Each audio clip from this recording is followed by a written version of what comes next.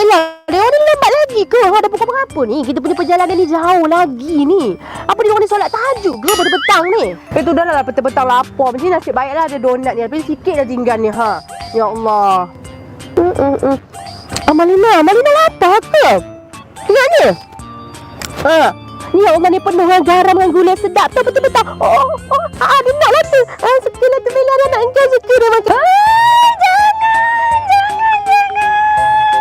Aku ada bawa snack food untuk anak aku, okey? Ni dia. Favorite Amalina all time kan? Kau suap je dia yang ini. Senyap teruslah anak aku ni. Amalina.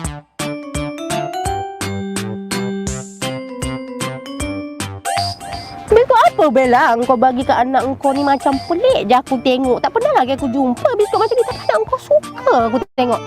Dia tak cukup lagi. Bagi. Cepat apa budak tu? Inilah dia biskut homemade. Tanpa garam, tanpa gula, tanpa bahan pengawet. Untuk mak-mak nak makan pun sesuai. Untuk orang yang nak berdiet macam kau yang ada kecil manis ni pun sesuai. Cuba kau rasa sikit. Ya kan ni orang tua pun boleh makan ni.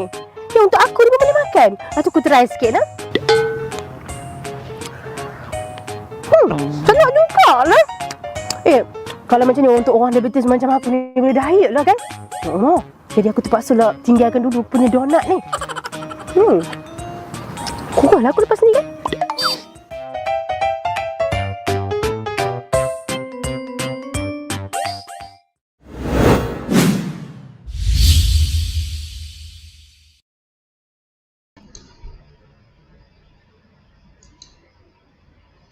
Assalamualaikum, selamat pagi semua. Apa khabar? Siapa yang ada? Top student saja ke Syiki Masri? Yang lain-lain mana? Komen. Jangan lupa share juga sesi kita hari ini. Sesi yang saya rasa agak penting juga ya, sebab dalam zaman yang orang kata tiba-tiba kita merasakan bahawa bernafas ataupun mempunyai enough oksigen itu adalah satu yang sangat penting. Betul tak? Okey. Siapa setuju?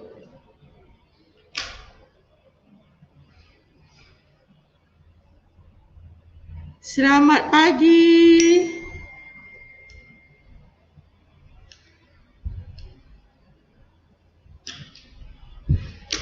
Tak dapat top fan kenapakah? Tak tahulah, kena tanya Facebook kot. Okey, setuju kan? Sebab kita sekarang ni dah nak masuk sejak daripada saya boleh katakanlah Disember 2019 bila kita secara kolektifly cuba memahami apa yang berlaku di dalam dunia ini, tiba-tiba kita merasakan bahawa kemampuan untuk bernafas, mempunyai cukup oksigen adalah suatu yang sangat-sangat penting. Our life suddenly depended on it. Betul tak? Tapi saya antara yang orang kata sangat beruntung lah. Sebab 2 tahun sebelum itu, saya banyak join classes yang telah disediakan oleh kita orang punya group. So saya join Young Living. So kita ada macam-macam kelas yang diadakan. Dan seperti yang sedia maklum, mereka yang join ni pun daripada macam-macam bidang. So ada yang kepakaran memang seorang ahli terapis di hospital yang mengajar pasien untuk cara bernafas dengan betul. Okey. Boleh panik kalau tak boleh bernafas. Ya.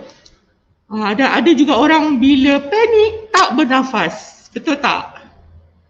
Okay, so saya dalam masa 2 tahun ni melihat macam-macam gejala, macam-macam simptom yang orang alami.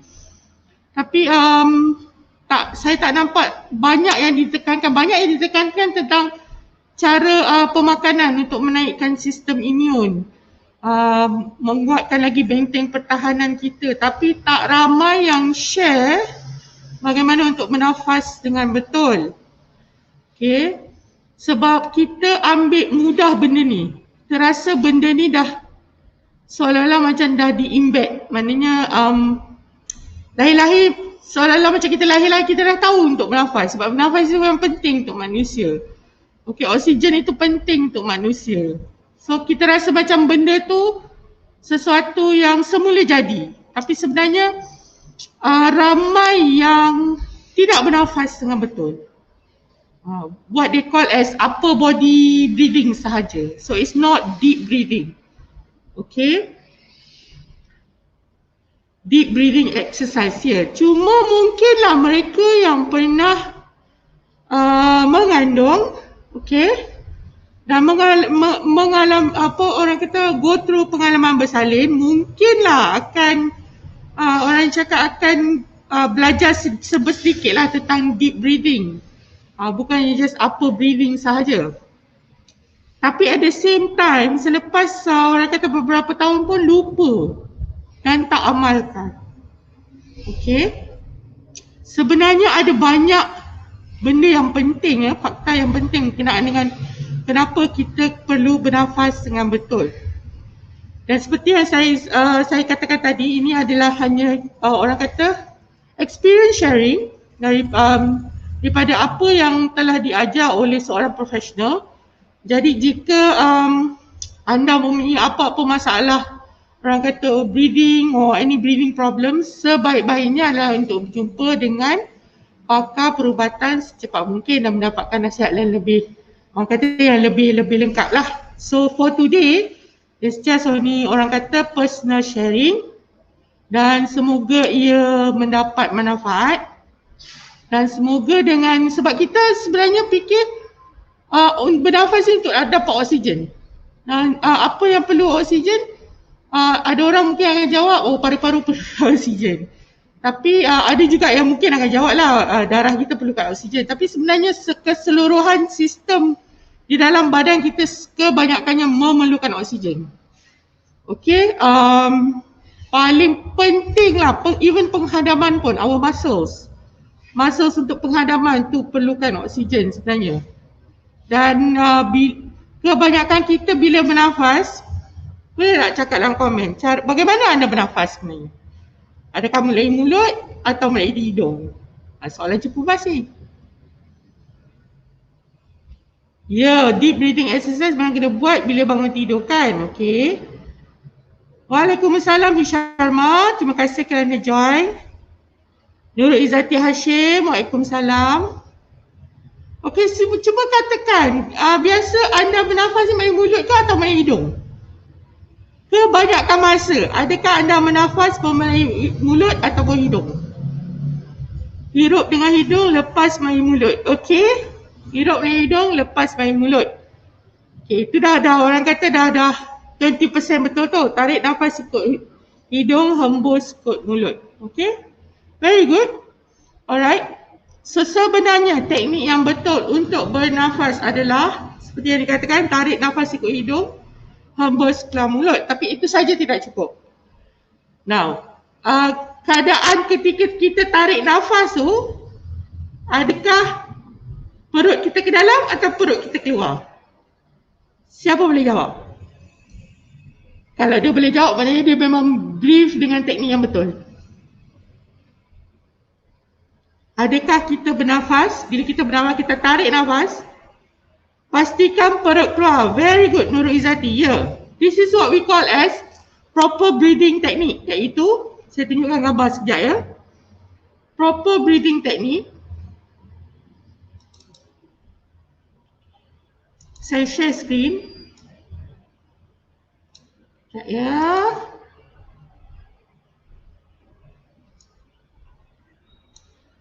Okey.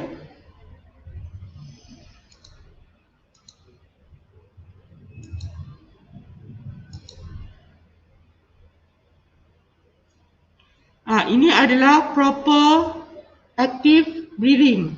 Iaitu bila kita tarik nafas, seperti yang anda dapat lihat pada gambar yang yang pertama, inhaling. kita kena pastikan perut kita ke depan tau. Jangan guna bahu. Very good Nurizati. Jangan guna bahu. Bahu akan ada, biasalah kadang-kadang kita pun dapat lah, kalau macam saya pernah mengajar budak-budak tadika. Okay, tarik nafas sebab in the morning they have to do deep breathing. So bila tarik nafas, bahu semua naik ke atas. Okay. Ya, selalu orang ada asma sebab insyaAllah minggu depan kita akan explain definition apa dia asma. So before we go into that topic, I think it's better kalau saya discuss tentang teknik breathing yang betul lah kan. So but it's not only beneficial untuk orang yang ada asma, tapi saya rasa dalam keadaan sekarang ni adalah sangat penting untuk semua orang tahu bagaimana untuk bernafas dengan betul ya. Okey, selalu orang ada asma kena buat exercise ni. Perut keluar, ya. Pastikan perut keluar.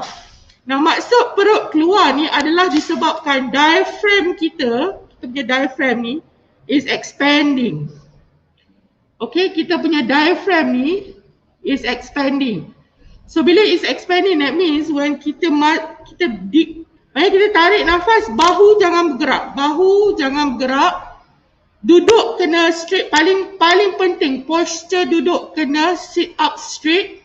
Okay, sit up straight 90 degrees. Kalau siapa yang work from home tiba-tiba rasa macam mengantuk, pening, tak bermaya, unmotivated, try and adjust your seat. Orang kata adjust your seat and sit 90 degrees straight up. Okay, take a few seconds untuk do proper breathing.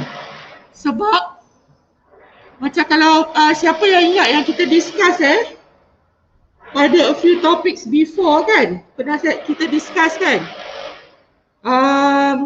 manusia ni concentration level dia hanya untuk 90 minit. Selepas 90 minit dia akan start tau, tak cukup oksigen, dah start mengantuk.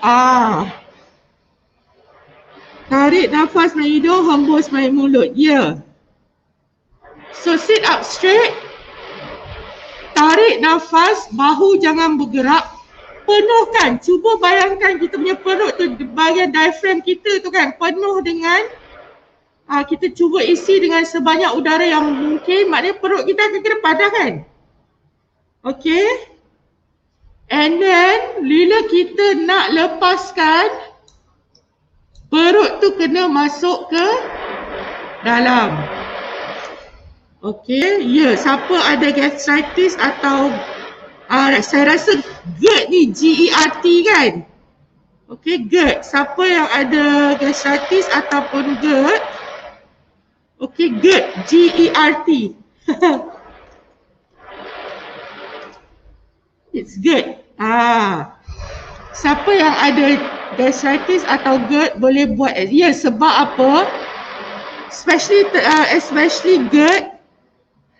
Okay, GERD ni punca dia adalah kita punya muscles tu, pincer muscles.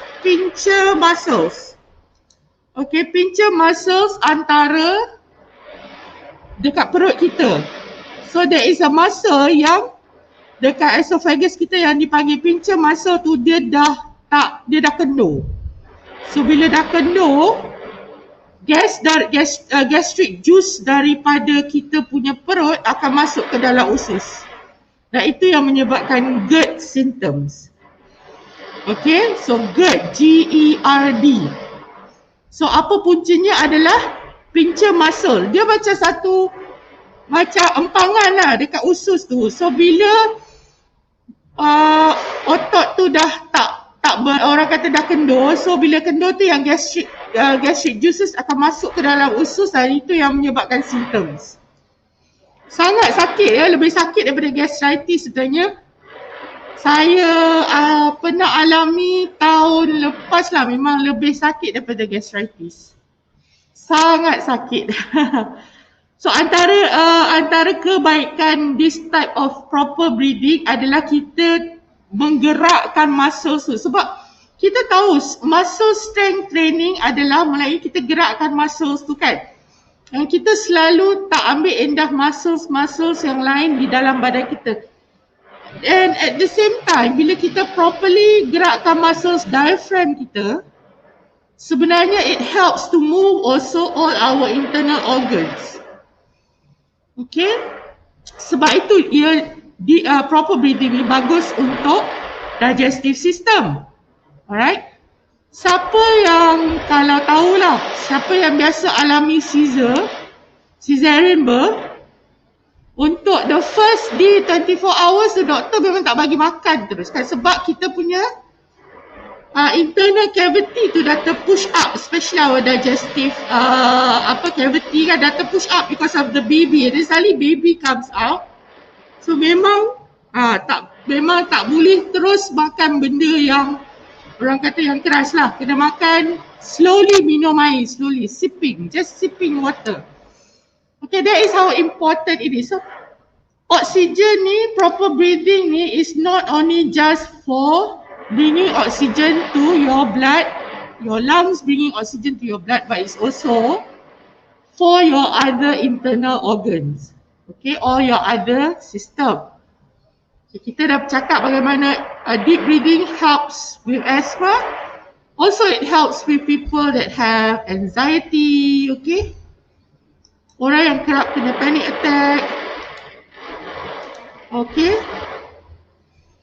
It also helps to regulate our emotions.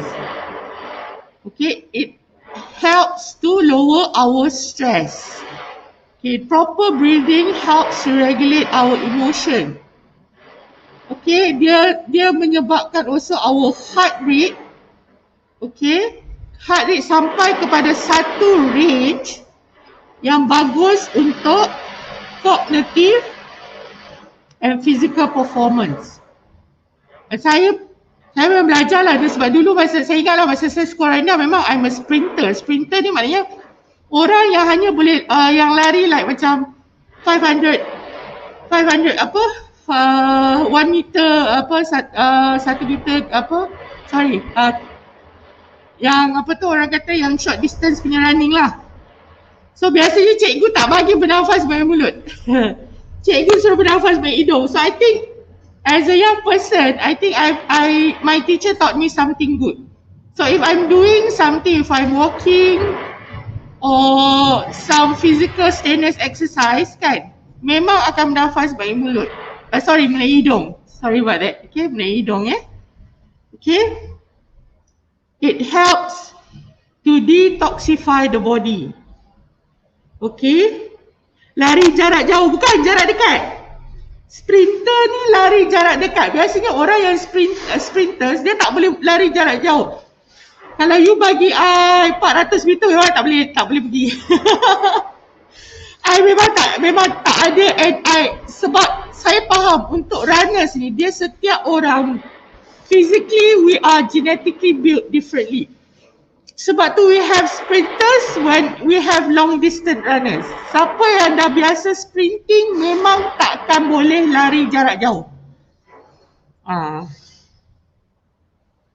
Yelah, sama lah. Saya 100-200 je laju. Tapi kalau bagi 400, 1000 berapa tu, yang berapa lap tu, memang tak boleh. Kalau suruh macam dulu sekolah asrama kan, kena buat cross country lah, ya Allah. Tak boleh.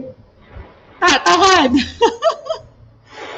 Tak tahan. Mungkin sebab body kita is already genetically built. Sebab mak saya pun kalau macam dalam olahraga pun dia sprinter. Dan anak saya yang nombor 2 is also a sprinter. So kalau medal kat rumah tu, zaman mak saya dulu memang dia 100 meter, 200 meter lah. Sampai kat saya pun sama. Antara 3 orang adik-beradik tu memang saya seorang orang kata yang minat. Lepas tu anak saya antara 3 ni yang nombor 2. Yang nombor 2 lah memang sangat laju.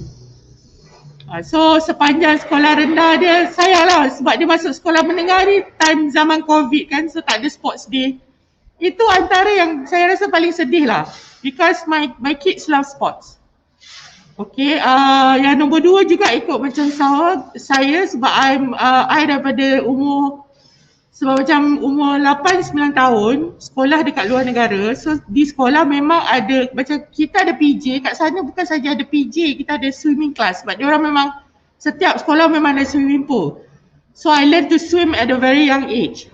So yang ikut saya yang boleh orang kata buat 2-3 laps lah. Banyak laps kan, keliling pool adalah yang nombor 2. So even orang kata these things are genetics lah kan. Okay. Ya, kena yang jauh pura-pura pensel kan, kena tinggal malu. Kan, tiba-tiba cakap cikgu saya sakit perut lah, lepas tu tak boleh lari hari ni. Hari ni alasan macam tu. Sebab sekolah menengah setiap satu kena buat cross country.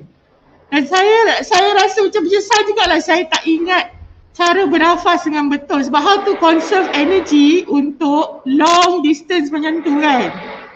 Okay, there's always a science behind it. Tapi macam kita tak ambil, kita nak tahu, kita tak ada ilmu tu kan. So rasa macam ya Allah ini satu penyiksaan setiap Sabtu, satu penyiksaan. So akhirnya jalan kaki je lah. Okay, saya love sports juga. Ya, I love swimming. Satu antara benda yang saya rasa dalam zaman COVID ni saya tak dapat buat adalah swim. Swimming, orang kata it helps to orang. Sebab apa? Macam saya ni, saya jenis yang what you call as sensitive to a lot of sounds. So when you are swimming, you cuma boleh dengar apa dalam air, tak boleh dengar banyak benda. It's very calm. Okay? So it helps to detoxify the body. It helps to optimize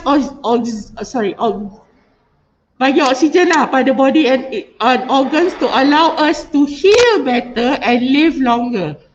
So oxygen is needed to heal. So kita tak tahu even on a daily basis, kita rasa kita sehat tapi all our organs, other parts of our organs are most probably undergoing things yang orang kata kena assault. These organs kena assault every single day. Contohnya lah, what we eat, what we wear, besar kemungkinan ada organs yang terpaksa hari-hari proses, get rid of the toxins, right? Get rid of things that our body doesn't need. Okay, so if it doesn't receive enough oxygen, then it doesn't heal. So it's like macam orang kata pekerja yang angkut sampah yang angkut sampah tapi tak rehat.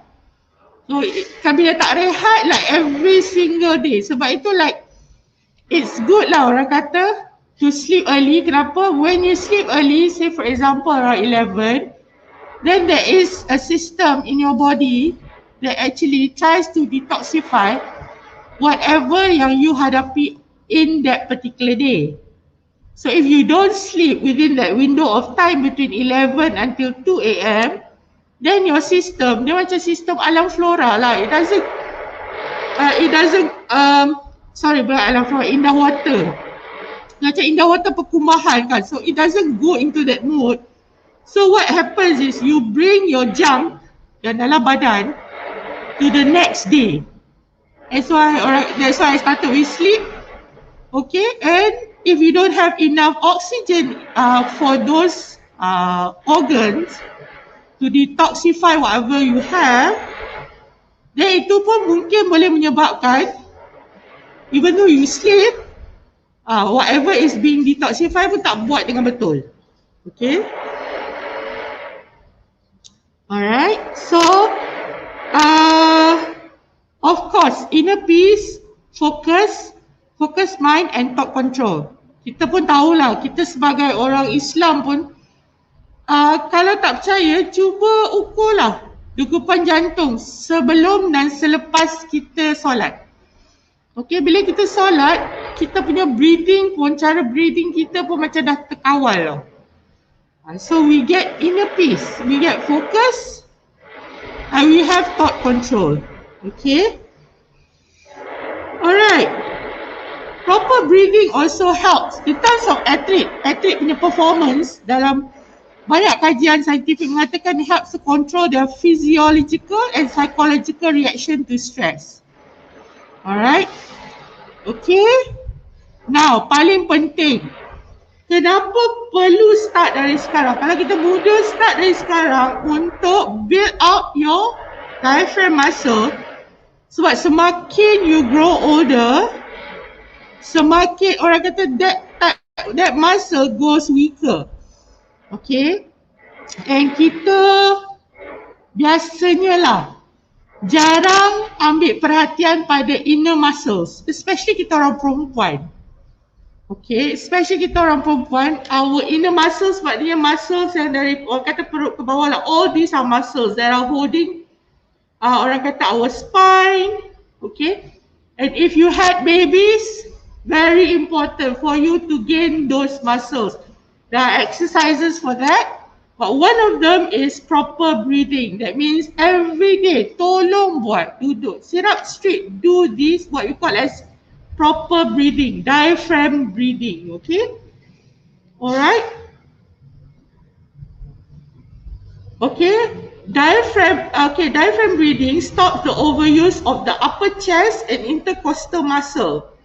This occurs when we just breathe into the upper third of our lungs, leading to tight and shortened muscles in the neck, shoulders and chest. It can therefore help us have better posture. Betul? So that's why I'm very cautious with my kids, especially bila diorang makan. I always say sit up straight. Posture sangat penting. Okay? Banyak kita tak orang kata see the importance of posture. Posture kita berjalan, posture kita duduk. When I'm sitting pun sometimes I make sure I have proper orang kata back support. Biasalah at this age kan semua benda start to orang kata semua benda start to lah biasalah dalam umur 40 lebih ni mulalah sakit lutut lah ni lah apa. But if you actually sit properly, okay, and if you support your back. And also another secret I don't think a lot of people know, when I was, let me see, 21. Okay, but I have an 8-inch scar tau kat belakang. And this was due to the fact masa I umur 21, doctor diagnosed me with what orang banyak sekarang kata slip disc. Okay. But the medical term is proplex disc lah. So kalau disc tu L4, okay, kalau you tengok lumbar tu L4, so kat situ dia punya disc tu dah terkeluar, so dia hentam nerve. So dari bayangkan, from I was 21, operate, buang, okay, 27, yeah, 2007, not 27, 2007, sakit tu datang balik.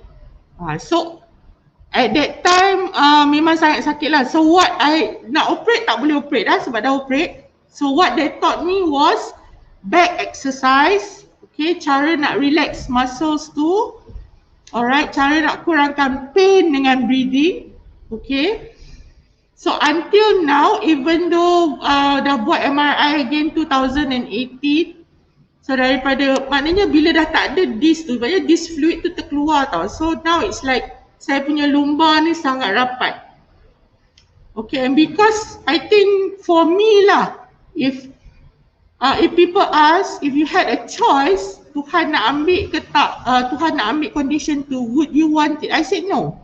Sebab apa? Because of this condition, it's like I am constantly reminded to properly take care of my back bila I kat barang, bila I duduk. Posture sangat penting. Even the type of tempat I nak baring dan tidur pun penting. Okay? Alright. So another thing is that was taught by my therapist is to properly breathe. Sebab breathing properly helps to elevate pain. Kita tak boleh nak constantly orang cakap rely on painkillers. Sebab tak bagus. In long run, your body will get used to it. And then one day you find out semua painkiller pun tak load. Okay? And there are painkillers that actually rosakkan perut you. Like Voltaren, macam I, kalau I pergi kat doktor, doktor takkan prescribe. Because I already have a record. I tak boleh nak ambil Voltaren now. Because later it affects my digestive system. So this is me, 21 years old, I'm what, 46 now, dah macam-macam painkiller makan. Makan memang tak load dah. Pernah juga sakit telinga masuk hospital, okay. Sakit telinga ni sakit gila. Masuk hospital, doktor emergency tu tengok I punya rekod kan, dia siap I terdengar lah, dia cakap dengan colleague dia, habis tu aku nak bagi budak ni apa, because I cannot take all those painkillers anymore. Okay, so I at that time also I learn, walaupun sakit, learn to go through breathing technique. So the only thing that the doctor, diorang terpaksa tunggu my specialist, which was what, I masuk pagi, I think petang nak dekat maghrib baru specialist I free. So the specialist can only give me something that is very strong lah. So affects the, orang kata kita saraf dalam otak lah. So that was the only thing, and especially bila cakap I tak boleh rely on this. And ada juga masa I tengah sakit tu pun still in pain, lepas dah orang kata 2-3 kali yang morphine kan, sampai kan doktor cakap no, you can't have anymore. Okay, so that's what happens. So for me now, if possible, if I am in pain, the first thing I always do is try to improve my breathing, because it helps. Breathing properly, okay, helps to alleviate pain. Sakit telinga sebab apa? Genetically I punya saluran telinga tu, it affects certain people lah. So I get it from my mom. So telinga I ni kadang-kadang macam orang kata, they call the condition swimmer skill. Kita tak tahu kita ada tu, pada tu suka swimming kan. So my ENT specialist kat Shah Alam cakap, actually by right I memang tak sesuai untuk swimming. And if I still want to continue with the activity, I kena pakai earplugs. Tapi tak sure lah swimming pakai earplugs. Okay? So, but it was a good science lesson lah for my daughter. Sebab apa? Setiap kali saya pergi check up, saya bawa dia orang. And I'm very fortunate that the technician yang masukkan scope dalam telinga tu untuk tunjukkan betapa radangnya I punya telinga. And gendang I hampir pecah when I had that infection. Hampir pecah. I was 50-50 dah nak orang kata pekak. Okay, so doctor said, you're very fortunate, you datang cepat-cepat. Okay. Yeah, memang ada. I didn't know I had that condition until doctor cakap cara structure of my ears tu memang mudah untuk air bertakung, dan bila air bertakung dia akan jadi infection akan jadi fungal. Dia akan meradang merah, and then bila meradang dan merah, it can affect the eardrums and can rupture. Dia menakutkan tak? Dia punya sakit memang you rasa macam you nak apa orang kata, you nak. Seriously, I felt like I wanted to bang my head on the dinding just to get rid of the pain. But all I did was memang orang kata deep breathing. So that is my experience with pain. So if you're going through any pain, the first thing is do not panic. Properly adjust your breathing, adjust your posture supaya you properly breathe in proper air, alright? So we go back to the gambar tadi. Alright, let me just share. Okay.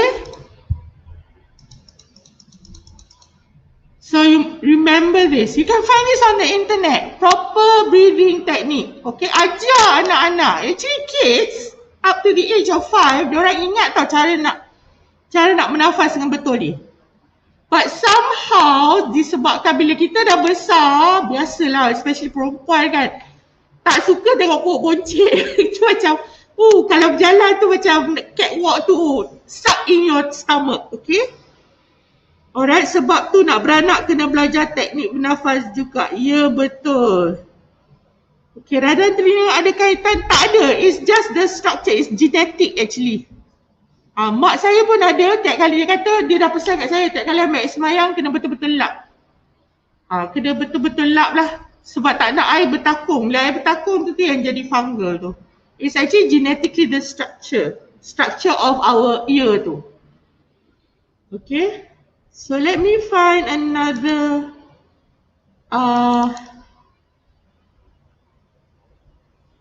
alright. Let me find Okay, here we are. So this is a more, orang kata more detailed explanation lah. Air will flow from an higher pressure to the area of low pressure. So diaphragm, okay, diaphragm contracts and move down, rib cage elevate. So maknanya bila perut kita ke depan, kita punya bukan shoulder kita yang naik, tapi rib cage kita macam ke depan sikit. Okay, sebab kita punya lungs expand. Okay, following the diaphragm and the rib cage. The pressure inside the lung is now lower than the pressure outside. So this is the important thing you must remember.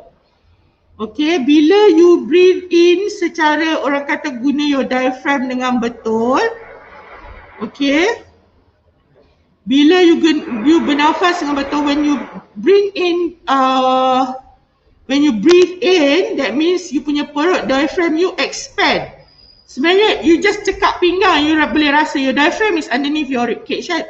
So it expands, maknanya kita punya rib cage pun expand. So when that happens, the pressure dalam kita punya lungs are low. So when the pressure is low, that is when proper air comes in. Okay, diaphragm pushes down the abdominal contents. Maksudnya diaphragm kita akan push down kita punya diaphragm tu, kita, that cavity is kita punya stomach apa semua akan push down the abdominal contents, right? And the abdomen expands. So this is the proper way to inhale using diaphragm. So when you exhale, your diaphragm relax. Nampak tak? So diaphragm kita ni dia macam relax. So bila relax, dia constrict, dia macam mengecil. Okay, lungs shrink following the diaphragm and the rib cage. So maknanya kita punya lungs ni sebenarnya bergantung kepada kita punya diaphragm. So if our diaphragm shrink, our rib cage shrink, our lungs will shrink. So the pressure inside the lung is now higher than the pressure outside, so that's where air flow out. Air is forced out of the respiratory tract. Diaphragm rises, releasing pressure of the abdominal contents, and abdomen returns to original position. Okay. So this is a more detailed explanation of itulah. Okay. Diaphragmic breathing. Diaphragm, susah betul nak sebut. Diaphragmatic breathing. Okay, so just to orang kata buat sinopsis balik tentang apa yang kita dah cakap, kita bincangkan tadi, kenapa kena bernafas dengan betul. It's a drug-free approach to stress pain management. Okay. Saya ada satu video ni yang mana anak saya yang nombor 2 ni, because she's on the autism spectrum. Masa ni dia tengah tantrum tau. So memang dia tantrum, nangis, ngongoi. Kita boleh dengar tau dalam saya punya video tu. Cuba Syasha tarik nafas. Cuba. So yes, even in kids pun, if they are orang kata tengah ni stress apa semua, buatkan. Ask them, instead of orang cakap punish ke apa, hold them and cakap, try to breathe properly, okay? Teach them how to breathe properly. Improve lung function, improve cognitive function. Cognitive function ni cara brain kita process information. So mana-mana yang ada anak-anak yang orang kata terpaksa, schooling from home, PDPR kan? Okay, too much screen time pun is not good. Tapi one thing, you have to ensure that they are sitting up straight. Paling penting. Saya rasa bila sampai dekat satu zaman yang sekarang ni, yang mana anak-anak semua terpaksa belajar daripada rumah melalui video conferencing, mak bapa ada tanggungjawab untuk pastikan tempat pembelajaran, because they spend so much time in front of the laptop, that setiap semua benda itu adalah friendly to their spine, to their posture. Okay, Kamera kena make sure eye level. Lepas tu tempat duduk tu make sure they're sitting up straight, comfortable. Dan sebab kita tak nak later in life they develop something else pula. Alright, disebabkan keadaan sekarang ni so ensure. Tak apalah, spend a little bit of money, try to invest, try to orang kata research apakah posture yang bagus bila kita sitting at the desk doing a lot of work for so many hours kan. Alright, the next one is lower cortisol level. As you know, cortisol level is our stress level, so breathing properly helps to reduce stress, and also paling penting blood pressure. Alright, blood pressure. Sebab pandemik yang kita hadapi sekarang ni kan, kita nak cakap apalah. Okay, this particular, the way the mechanism of this virus is, it thickens up our blood.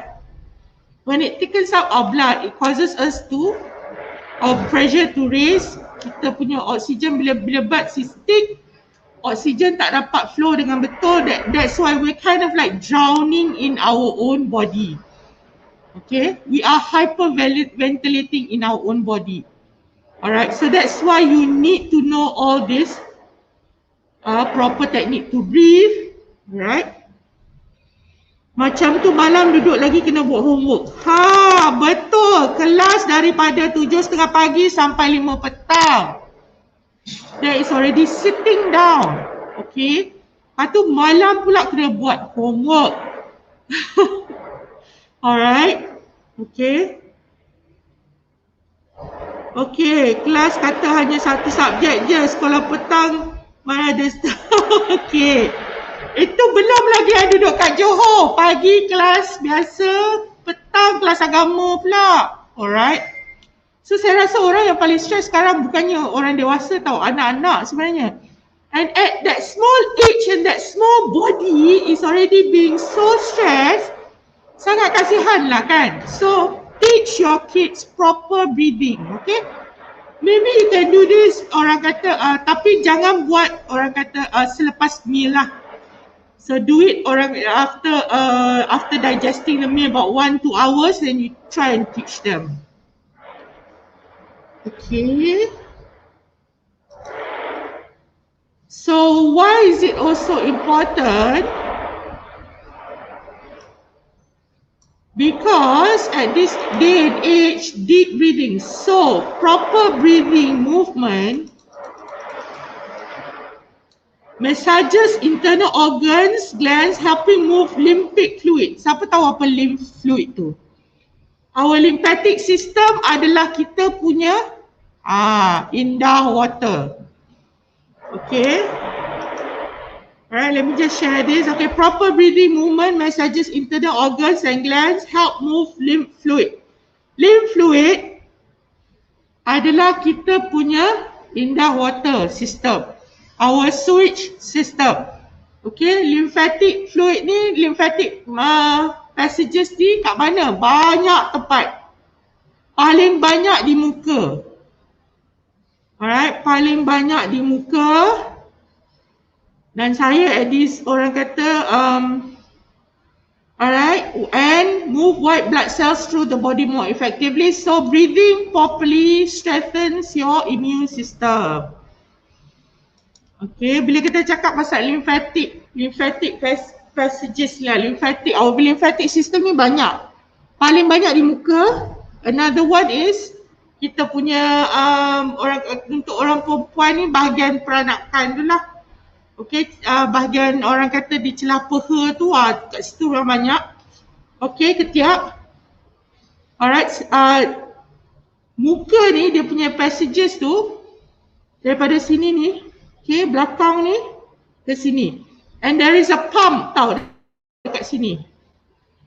Kalau you punya breath, punya collarbone tu kan ada lekuk tu, that's your pump there. Okay, so every morning when I wake up, the first thing I do is I just tekan pelan-pelan 50 kali. So and then sometimes bila you tekan, you boleh rasa tau macam air tu mengalir ke bawah. And that's why it helps to clear up the puffiness bila kita bangun tidur. Sebab apa? Of course bila kita tidur, kita detoxify. Okay, bila kita detoxify, it accumulates. Okay, so this is our in the water lah, sewage system. Okay, dia betul-betul atas skin. Alright. Okay, sebab tu kadang-kadang ada orang bila kena bisul kan, kat mana? Kepala, belakang ni, saya pernah kena kat sini. Okay, alright. Ya, lekuk. What do you call this lah, kita punya tulang ni kan, shoulder blades ni, pasal ada lekuk tu kan. Okay, dalam lekuk tu you just press pelan je. Okay, with 2 fingers. Okay, 2 fingers, alright. Katakan ini lekuk, itu tekan. Do it 50 times. Okay, and then you akan rasa air tu akan turun. So it's very important, and then you kan rasa belakang tekak. Alright, so if you have puffiness in your face, that means you kena buat massage lah, lymphatic massage. Dekat YouTube ada, you can go there and okay. Ya, sebab darah kotor, what it means ni, kita punya lymphatic system tersekat, banyak bendasing. Sebab apa? Bila kita everyday ni banyak, bukan nak cakap dalam dunia ni cuma ada satu virus saja, ada macam-macam virus, bakteria, patogen. Every single day our body is on assault. So bila kita punya sel darah putih, macrophages, makan all these things, so benda tu jadi macam mayat. So bila mayat bergelimpangan, they have to go somewhere, and that somewhere is your lymphatic system lah. So if your lymphatic system tak bergerak dengan bagus, itu yang kadang-kadang dia cuba cari tempat untuk keluar dan jadi bisul lah. Okay. Ya, saya ada buat, tapi untuk sekarang ni sebabkan PKP ni dah lama sangat. But it's very good. Saya rasa kan the first time saya buat ni pengalaman saya lah, memang saya terus jadi seronok nak buat. Okay, I started doing it in 2017. Saya pergi dekat Shah Alam. Okay, kat Shah Alam is a friend of my ex-husband lah. Dia punya husband and wife lah. So wife dia, adik dia sebenarnya buat urut. So saya tanya, saya nak buat lah urut masak dia kata, dia kata sebenarnya kalau nak buat urut kena buat bekam dulu lebih baik. Okay, alright. So dia kata okay, kakak ipar saya lah, dia kata isteri pada Cairo ni dia pandai buat bekam. Okay lah, saya buat lah, saya cuba. So saya pun buat. Tahu tak apa jadi? Oh, dia punya rasa lepas tu, bila dia punya rasa ringan, saya nak turun tangga pun saya rasa macam nak nyanyi I Believe I Can Fly. So that's how I got addicted, and that's how orang kata memang I rasa kalau boleh rasa badan berat je memang kena perlu buat bekam. Dan ada juga kawan-kawan saya yang berani memang buat bekam kat muka lah, sebab tu diorang pakai kadang mudahnya pakai pudah ni, sebab dia buat bekam kat muka tak adalah menakutkan orang sangat lah. Okay. Kak Mai kata bengkak kelenjar. Ya, bengkak kelenjar tu lymphatic node lah. Saya kena paling teruk adalah di celah peha sampai saya demam, terpaksa ambil antibiotik. Saya tak tahu masa tu nak kata sakit, mungkin saya baru viral flu was going on in my family. So tu cara badan saya untuk bagi tahu that I went through the course. All my white blood cells pun berperang dengan all this bacteria, pathogen, whatever it was. So, sekarang ni banyak mayat bergelimpangan, and then at that time my lymphatic system memang tak berapa bagus lah. Okay, tak berapa bagus, right? So tu yang jadi orang kata bisul lah dekat bahagian tu. Dan saya faham. So bila dulu saya selalu kerap dapat bengkak dekat ketiak tu, yang kelenjar bengkak tu. Sekarang tak. And I think it's due to the fact that I changed the way I eat, change the way I the type of water I drink, and I rajin buat the lymphatic massage. But lymphatic massage ni, you kena buat masa you betul-betul sihat. You tak boleh buat masa you tengah rasa macam nak sesama, tak boleh. Sebab nanti dia akan aggravate lagi you punya sakit. Okay, buat masa betul-betul sihat sahaja, dan buat pada waktu pagi, sebab waktu pagi lah memang that's the best time to do it. Okay. Sampai itu saya tak tahu. I have no way of explaining that. Even science pun have no way of explaining it. Saya pun tak tahu. Tapi paling-paling lah kalau nak pun cuba berbekam lah. Berbekam is very very healthy, very good. Tapi dia ada masa-masa tau untuk berbekam ni. Ikut kalender Islam lah. Dia bukan just simply kita boleh pergi je. Orang yang bekam yang betul, dia akan tahu bila lah. Alright. Okay. So this is also another diaphragm yang saya nak tunjuk sebab saya rasa this skill ni sebab kita bercakap pasal breathing.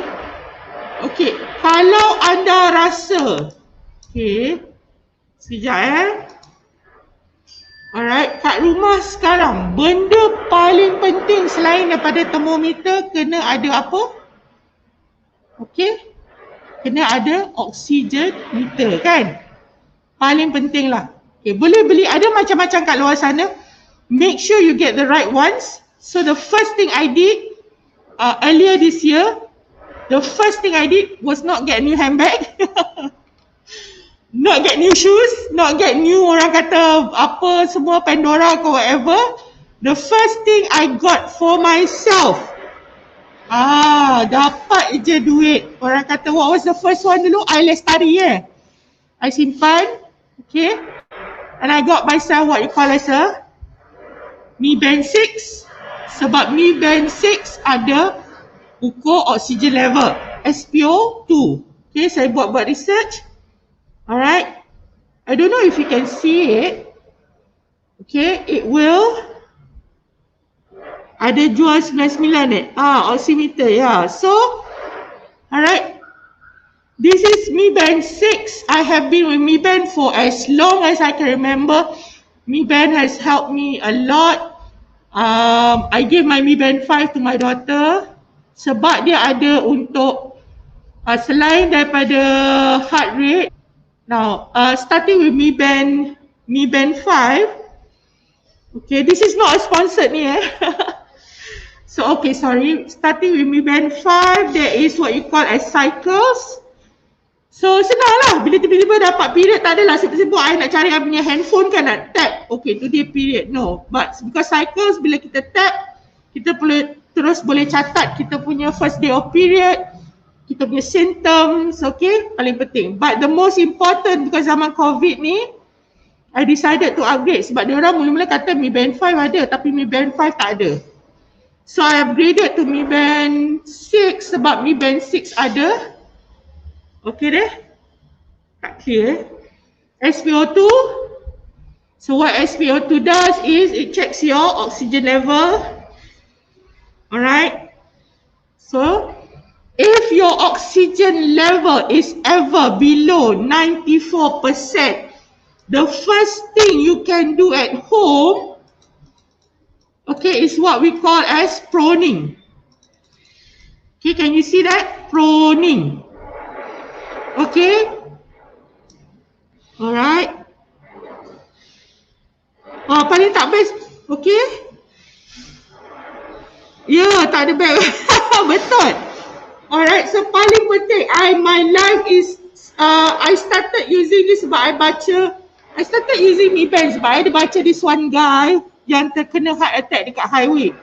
And he's very fortunate to have his Mi Band masa tu sebab dia boleh ukur dia punya heartbeat.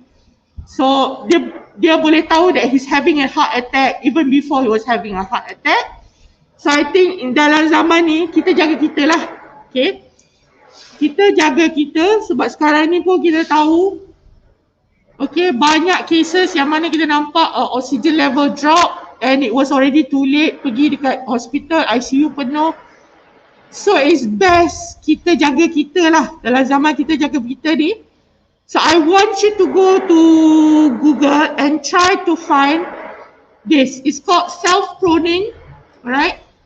Self-pruning is to improve your oxygen level. It's something to do with how you're going to breathe, and the type of posture that helps to improve your oxygen level. So ingat perkataan ni self-pruning. So if you check your SpO2 and it's below 94%, advise you to lie in a orang kata certain position. Prone position. The first step to follow is 30 minutes to 2 hours lying down on your belly. Alright, number 2, 30 minutes to 2 hours lying down on your right hand side. Okay, after that 30 minutes to 2 hours sitting up. And then 30 minutes to, okay, 2 hours lying down on your left hand side. And then repeat step 1. Okay, so cari on the internet, self-proning. So this is as good as it gets. Dia dah macam CPR juga. Paling penting right now is like for me myself, bila apa orang kata, my Mi Band ni memang automatically kali ni every hour kena check lah. Okay, kalau ingat tu memang check lah. So it's become customary. Kita bukannya takut. Sebab apa? It's better to detect awal daripada orang kata dah too late kan. Ada lot of cases nowadays, diorang cakap is tak ada simptom. Okay, tak ada simptom. And kita orang alhamdulillah kat Easily ni every morning memang kena ambil SPO. Alright. But the best is actually to self-check yourself every hour. Okay. Every hour make sure it does not go below. I can tell you, I have been at 94%. Memang tak ada rasa apa-apa. Memang tak ada rasa apa-apa simptom. Tahu-tahu je tengok 94. This is not good. Kalau turun 93, memang I think I have to do this. Okay? I have to ensure. I took measures lah to just rest, deep breathing, just to get it back. So for today, bila I check pagi ni, alhamdulillah, it's about 99%. Okay, alhamdulillah. Okay? So yeah, benda paling penting sekarang ni. Benda paling penting, besides that ya Hisharma, paling penting adalah satu, try to live a stress-free life. Okay, stress-free life. Alright, kita punya orang kata mak-mak yang ada anak-anak kecil-kecil ni, stress-free life, kita dah ada banyak-banyak bahan yang natural yang boleh kita feed anak-anak. Okay. No need to stress up about orang kata nak prepare such delicious meals, alright? Okay, kita ada orang kata those seasoning yang kurang garam, no added sugar, no added garam, very important, okay? Alright? And also, seperti yang saya cakap lah, cukup rehat lah. Cukup rehat lah, mana stress free lah. And also pemakanan yang baik. Yes, that is our aim for now during this pandemic is stress-free life. Okay, bukan tak boleh nak ambil tahu the news or what, but pick your news, okay? Pick your news, and then there is always way to try and control fear. Fear is controlled by knowledge. Itu adalah falsafah yang telah diajar oleh saya, oleh one of my good mentors. Fear, okay, in order to combat fear, what do you need? Knowledge. Okay, kita tahu kena check oxygen. Okay, kalau oxygennya sampai 94, 93, what am I going to do? You need knowledge to know what to do, betul tak? When you have knowledge, you can conquer fear. Okay? Jaga pemakanan, minum spritzer. Good mineral water lah. Make sure your mineral intakes are efficient enough. Jangan fokus just on vitamin C and all that. Okay, vitamins and nutrients tak bekerja secara single-handedly. Most important in immune system is not only just vitamin C. Okay, your omega-3 is important, your zinc is important, and you can get them all in wholesome food. Alright? Kena ada knowledge, yes. And that is the main reason why every single week Easily is dedicated to give our agents, to give the public some form of knowledge to combat that fear. Okay? Alright. So we have come to the last few seconds of our session. Thank you so much pada semua yang masih bersama dengan saya pagi ni. So next week, let's talk about asthma. Sebab saya rasa Kita dah discuss what is G6PD, semua orang dah faham. Kita dah discuss pasal histamine yang tinggi, banyak orang dah faham. Kita dah discuss pasal eczema and then banyak orang dah faham. So we're going to talk about asthma. Okay, next week we'll talk about asthma. I think it's a very good topic. Kita faham how does it work, what is actually asthma, how does it develop, siapa yang dapat, who are prone to have this. Okay, is it just because of genetics or is it boleh ke mak ayah tak ada asthma, tiba-tiba anak kena semput. Okay, what are the things that you need to know? Okay, the type of medication that you need to take. Alright, just a basic orang kata asthma 101. Okay? No worries. Okay. Yeah. So Alhamdulillah, thank you so much for coming to orang kata the end of it today. Enough 1 hour saya bebel ke? Takut, saya suka je bercakap tentang apa yang saya dah belajar selama ni kan. Sharing is caring, orang cakap, okay. So don't forget, just a quick recap, okay. Kalau ada masa, kalau ada duit lebih lah, do invest in things that help to, orang kata help to ease your mind a bit.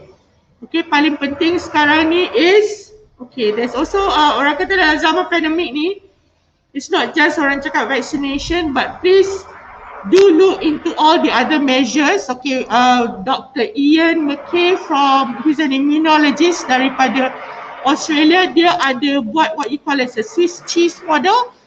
Okay, maknanya setiap langkah itu membantu kita dalam mengawal virus ni. Social distancing, mask, jangan pergi kat crowded areas, apa orang kata, keeping yourself clean, alright, eating healthily, okay. So there are a lot of combining factors, alright. So kita jaga kita and please stay safe. Kalau tak ada keperluan, jangan keluar sangat, okay.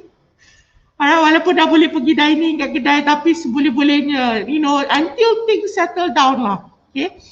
Alright. So that's all for today. Have a good weekend. Have a good the rest of the Saturday, whatever is left. We're coming to August. Cuaca sangat macam winter sekarang ni. Take care of your health as well, yeah. So I'll see you next week. Assalamualaikum. Bye.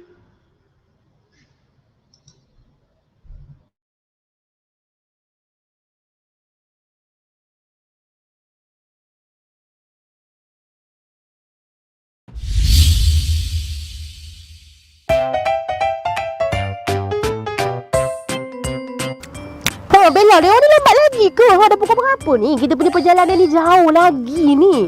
Apa dia orang ni solat tahajud ke pada petang ni? Itu dah lah petang-petang lapar. Mesti nasib baiklah ada donat ni. Tapi sikit dah tinggal ni, ha. Ya Allah. Amalina lapar ke? Ingat ni? Ya Allah, ni penuh dengan garam dengan gula sedap tu betul-betul. Dia nak lah tu. Sikit lah tu Bella, dia nak engkau sikit dia macam. Aku ada bawa snack food untuk anak aku, okey? Ni dia. Favorite Amalina all time kan? Kau suap je dia yang ini. Senyap teruslah anak aku ni. Amalina.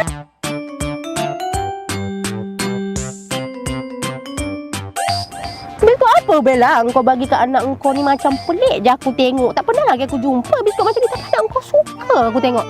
Dia tak cukup lagi. Bagi. Cepat lapar budak tu. Inilah dia biskut homemade. Tanpa garam, tanpa gula, tanpa bahan pengawet. Untuk mak-mak nak makan pun sesuai. Untuk orang yang nak berdiet macam kau yang ada kecil manis ni pun sesuai. Cuba kau rasa sikit. Ya kan ni orang tua pun boleh makan ni. Ya untuk aku ni pun boleh makan. Tu aku try sikit lah. Sedap jugalah. Kalau macam ni untuk orang diabetes macam aku ni boleh diet lah kan?